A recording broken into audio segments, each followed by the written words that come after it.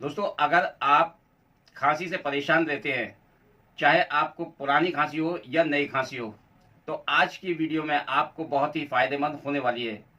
आज की वीडियो में हम आपको घरेलू 5 ऐसे घरेलू नुस्खों के बारे में जानकारी देने वाले हैं, जिससे कि आपकी पुरानी से पुरानी और नई खांसी दोनों में रिलीफ मिलेगा।